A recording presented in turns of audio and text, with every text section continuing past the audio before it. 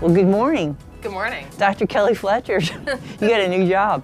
I did. Tell us about it and how did you, give us a little bit about your background. Okay, well, so on Thursday, John Sherman, who is the acting CIO of the Department of Defense, he was nominated to be the DoD CIO. Because of that, he had to step down, so I'm now performing the duties of the DoD CIO. I started on Thursday, so you got to take it easy on me. It is my second full day here at work. Before that, I was serving as Mr. Sherman's deputy, and I've been with DoD CIO for about 18 months, Okay. Mostly in a resource role.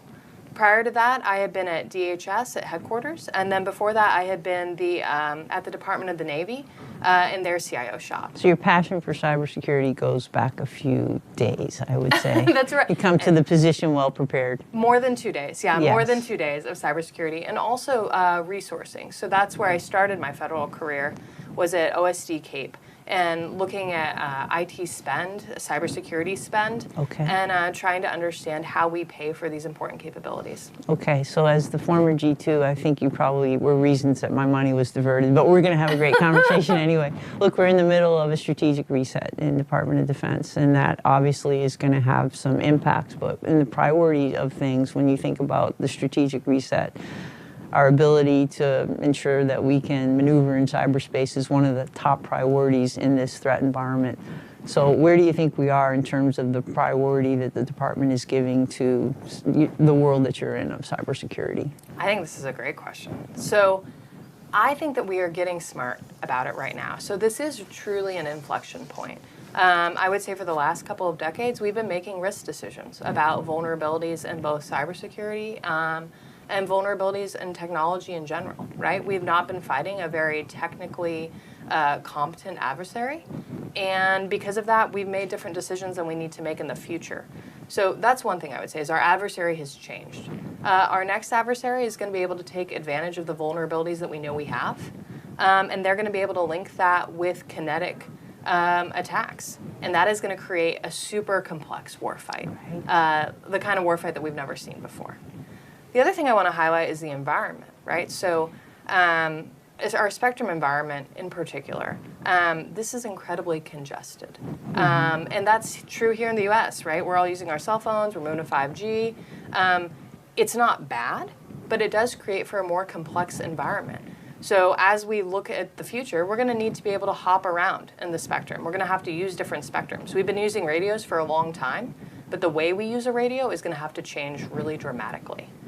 And the third thing I would say, which I think the department has really rallied around, is that in the next warfight, we need to use data and AI to our advantage, right? Yes. We need the right folks to have the right data at the right time to make the right decision. And I think we all understand that that's going to shape the warfight. That's going to be incredibly critical. But I think that we're not all understanding the investments that are needed in sort of the more boring stuff, right? AI is super cool. You know what I need? I need bandwidth. I need just fiber in the ground. And that's kind of boring, but that's how this works. Right. So leader literacy in terms of understanding the commitment and the resilience that's ahead. What's your sense? Are we seeing Department of Defense leaders that maybe didn't grow up with your background understanding this is a contested battle space? The CIOs aren't just here to tell you whether the networks are up or down, data is secure or not. Do you feel like you've got the support of Department of Defense leaders and the services in the department on this journey ahead? Yeah, so I would say yes. I would say we're still shaping how we resource it. And as you know, when we look at resourcing, I'm looking at 23, right? And we're in 2021. Right. So I would say we're going to see a pivot, both in the very near term. And we're seeing that in the AI and Data Accelerator Initiative, the ADA initiative. We're seeing that in the attention to JADC2. And this attention is coming from the very highest levels. Okay. And so I think that's a good sign. So it's conversations they're welcoming. It's not, oh yeah, I want to talk about, no, I actually know the future of the Department of Defense is relying on that. Let's talk about one of these important initiatives, and that's Zero Trust. Zero Trust, obviously, there was an announcement earlier this summer that we would create a program office to help oversee the department's, I guess, drive to really accelerate toward this new security framework. Where do you think we are? We were supposed to announce it this month or next month. Where we are, and how does it change the way the departments and services have been looking at cybersecurity when they're thinking about the Zero Trust Program Office? What does that mean to them? Yeah, that's a great question. So the Zero Trust Program Office is an important step within DoD CIO to say, how do we get after this? But I would say that there's a ton of work happening in the Zero Trust domain throughout the department. Some of that is being led by DISA, by General Skinner at DISA. Some of that is being led by DoD CIO as we're sort of in the interim steps of standing up our program office. And then some of that is happening at the military departments or our other components. So NSA is doing a lot of good work in this domain.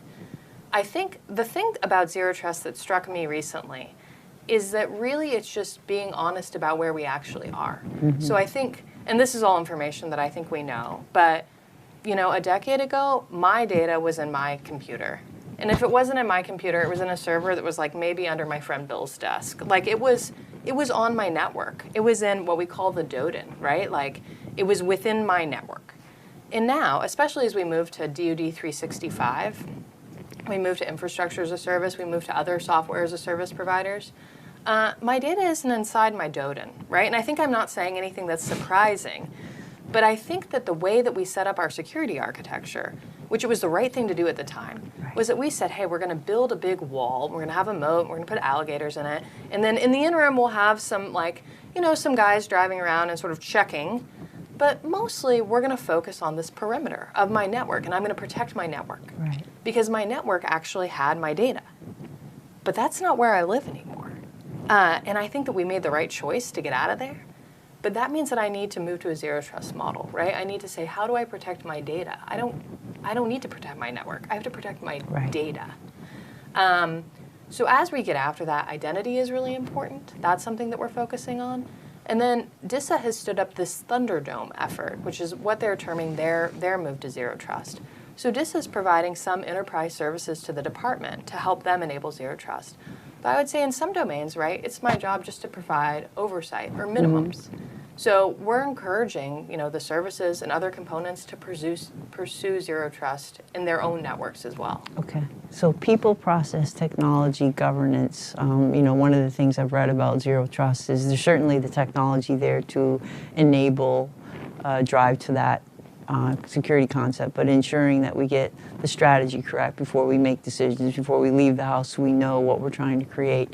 Will they be able to use that office to find best practice of agencies or services or elements that are out ahead? Is that a resource, or is that one of the aspirations for the office? Absolutely. So something I feel really passionately about is that we have a huge scope and scale issue in DoD, as you know, right? We have an unbelievable number of users with all sorts of different missions, but we are not always the leaders. So part of what that office is doing is reaching out to industry and saying, how did you get to zero trust? What are the smart things you're doing? Something that we're really working on, and as we get to like practices as well as technologies, is changing the culture around where is the adversary. So if my adversary is in my network, first I'm just going to assume the adversary is in the network. And that changes how I do things, right? If you assume the robber's in the house, that changes how you protect your valuables. Right. And the other thing is that changes the culture around what should defenders be doing. I want defenders to ferret out adversaries in my network. And success for them is finding them quickly, fighting through their presence in my network, and then removing them rapidly. And so instead of saying success is the adversary never coming in, that's unreasonable. It's just proactive defense and constant resilient attention. So part of this zero trust initiative is born on the heels of or in conjunction with the joint warfighting cloud capability.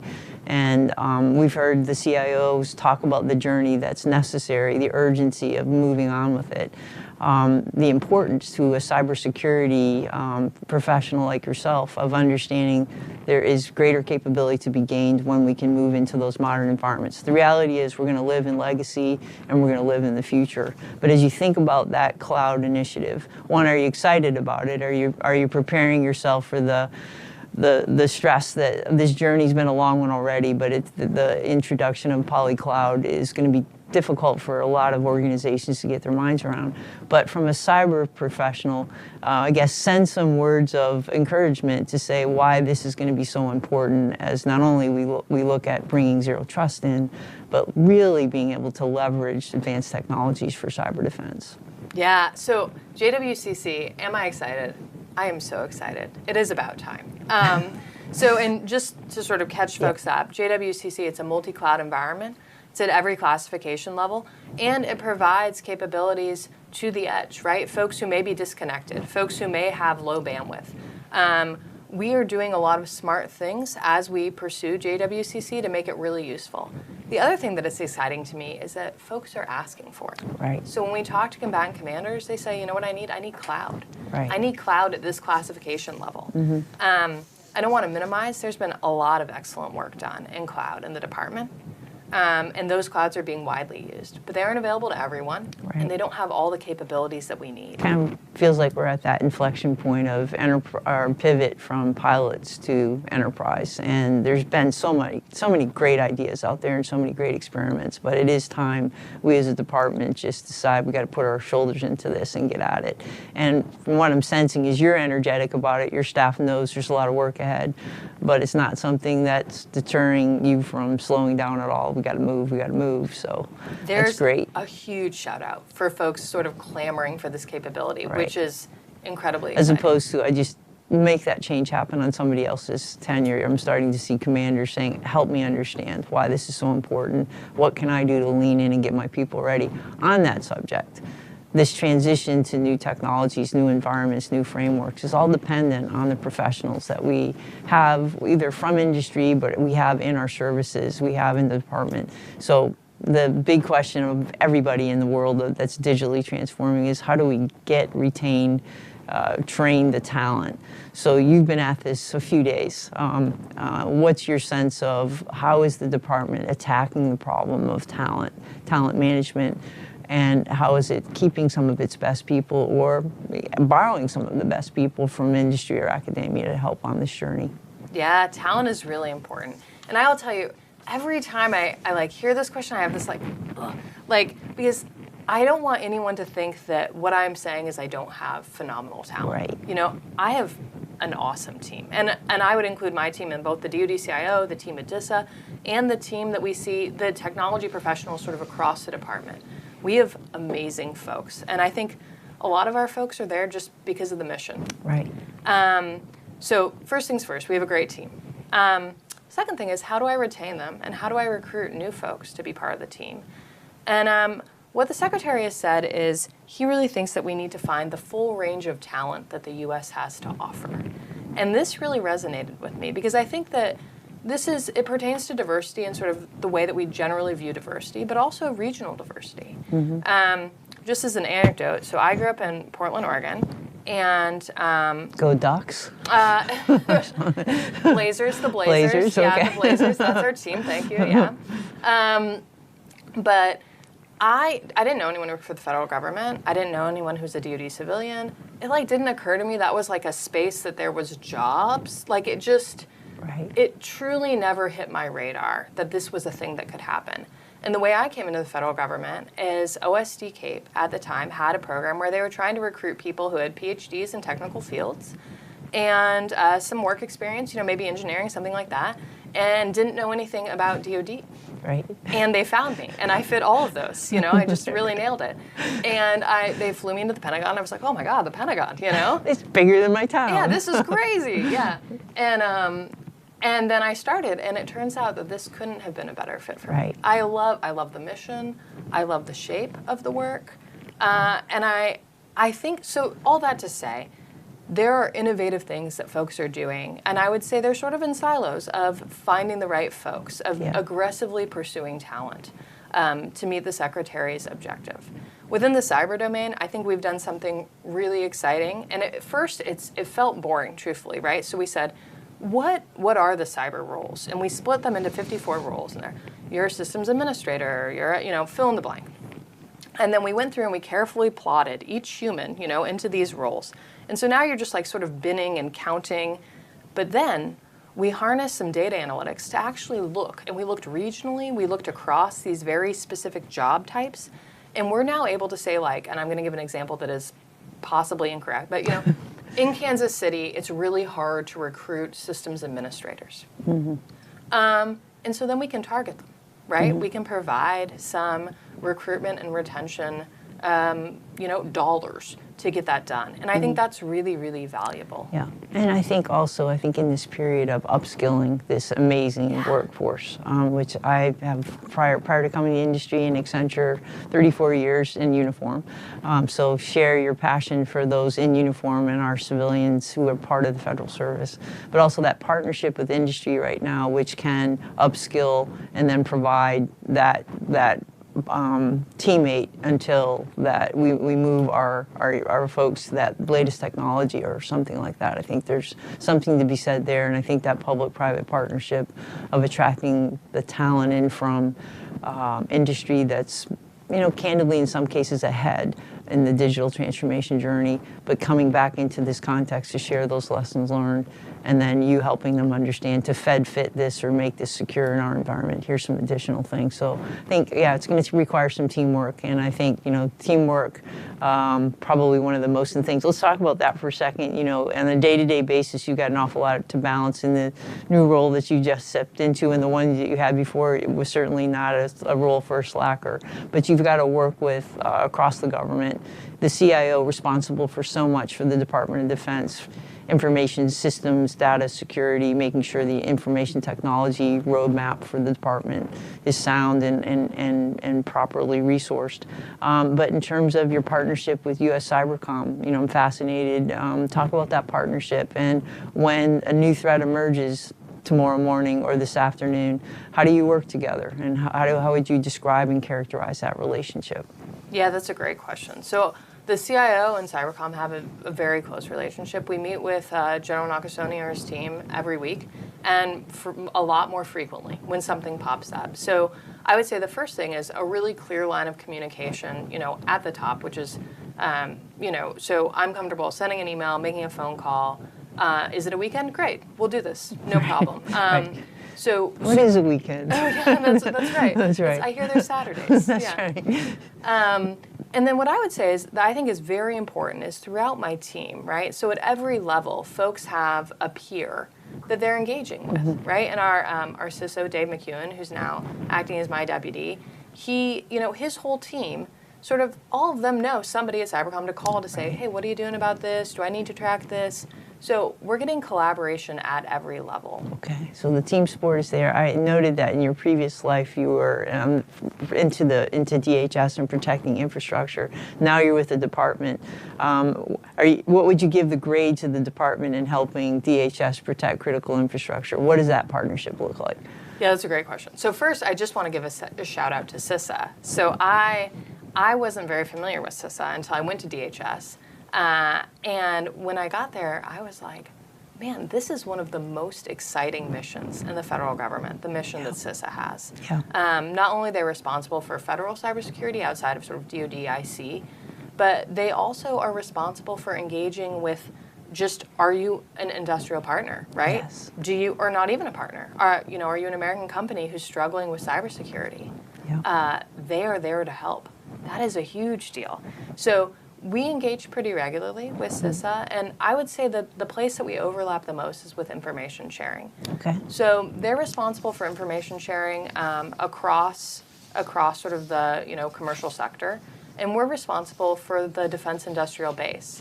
And we have two main engagement points with them: DC3, the Defense Cybersecurity Center, and then also NSA Cyber Collaboration Center.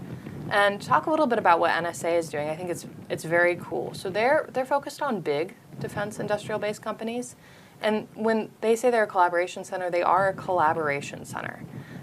So they are really trying to say, hey, we have some exquisite information. It's the NSA. But also these commercial entities, these big companies, they have some pretty unique and interesting information. And so we're working to collaborate sort of for the common good. Right. And that really is, if we reflect on this journey we've been on for the past 10, 20 years, just trying to figure out how to talk to each other, then establishing the will to do it, then establishing the cadence to do it, and then recognizing the defense of this country and the protection of our citizens is going to take everybody's best effort. So that's going to continue to evolve, and I think the military culture, Department of Defense culture of teaming with everybody and everybody bringing their best is going to be super helpful. Okay, so I'm going to let you put your resource hat on. You know, as somebody that undoubtedly when you were up at DoD P&E and there was something I cared about, but it didn't make the cut line, I forgive you because you have to make difficult choices. There is a sense from all communities that, boy, Department of Defense has been investing in cybersecurity. It's going to say forever. Well, that's not really true, but for decades. And yet, those investments, the threats keep proliferating, the complexity keeps increasing, and you know the budgets are not finite, and so you have to make wise choices. So as somebody that can bring that trade-off, that strategic understanding of what has to be done, what needs to be done in what sequence, how do you think about, like, what are you excited about in terms of what's coming that might offer some efficiency that allows us then to do investments to move toward a more modern infrastructure, a more modern approach to defending our networks, defending our data? Yeah, I love this question. So I've been really passionate about sort of driving efficiency for years. And what I would say is, there are places that we can be more efficient. And something that I'm really excited about is as we pivot to Zero Trust, this isn't about just buying new tools, right? This is also about saying, where do we have things stood up that we don't need anymore, right? Do we need those alligators? Let's pull them out of the moat. Let's save a little money on alligators. You know, maybe we don't need to maintain or refresh some of the tools that we already have. So I think Zero Trust, what we're trying to do really is harvest savings from pivoting from our old architecture to our new architecture. And I think that's, you know, going to drive some trust throughout the department, right? We aren't just spending more. The other thing I will say is that will make our networks work better, right? If we can stop larding them down. Right. The other critical thing is, I think we've gotten a lot of information off our networks. And right now, cyber defenders, I think, have a hard time figuring out what is most important. And we need to leverage AI to help them, right? To say, you have a lot of tools, but we're going to get the most important data. And we're going to make that available to you all to, you know, pursue those places where we're most concerned about what's happening. The other thing I would say is, I am, you know, I'm a OSDK person at heart. I love finding an efficiency. And when I think about the cyber domain, and I think about the conversation we just had about this inflection point and who our adversary is, it seems to me that cyber might be a place where we're not looking for a flat budget. That budget growth doesn't mean that we're failing to find efficiencies. That it actually just reflects the nature of the next fight. The nature that AI is incredibly important. We're going to need resilient, robust transport for that to work. That costs money. The other thing I would say is, you know, I think just when I look personally at what I'm spending in my own life, you know, my phone costs more than my phone cost 20 years ago. That's cool. My phone is pretty awesome. My phone is providing me crazy capabilities I never could have imagined. You know? And so I think this is a balance. I know that we have to make hard decisions, but I think AI is a force multiplier. And I think to bring that to bear, we're going to need to make some investments in IT. Well, I think the leader literacy today, you know, certainly as I entered into the Department of Defense, and I will say that the very first thing that my company commander told me as a young collection and jamming platoon leader is embrace your signal officer, embrace the people that bring IT. And I, you know, thought of all the things to embrace, why that? And he said, well, you're on a hill, you've collected something significant about the enemy, how are you going to get that back to anybody who cares about it? And so the role of the IT professional in this era of information warfare, in this era of information dominance, it's not an enabler and an afterthought, it's at the forefront. And so everything that we're doing right now is preparing ourselves to accept cyber as a domain. Cyber is the place that our adversaries may choose to confront us. And so we need to bring the same energy that we have to the space, maritime, terrestrial, and to this domain and put our shoulders into it. So look, I can't believe that we've been talking for 25 minutes, and I know that you have a tough schedule and are going to get back to fighting the fight. First, let me thank you for your service and your staff for allowing you to break away to be here today. It's been an incredible conversation, but if you were to leave our audience with what are the things that you need to help with, or what are the things, what's the message you want to leave with, I'd like to give you that opportunity, and thank you again for your service. Well, thank you for having me, and thank you for your service. I've really enjoyed this. I guess I just want to leave the audience with a couple things. The first is this pivot to zero trust. This is going to take all of us putting our shoulder into it, and I don't just mean in DoD. I mean really our industry partners helping us, right? Helping us with the tools and the technologies and the education, and being our true partner. The other thing I want to hit on is I think we've spent a lot of time enabling telework, working on our unclassified networks. That's been incredibly valuable. Our industry partnerships have helped us to be successful there. But I do want to spend some time on our most exquisite data, on our most classified data, on that data that's most important to the warfighter. So as we pivot to work on that, we're going to need help and support.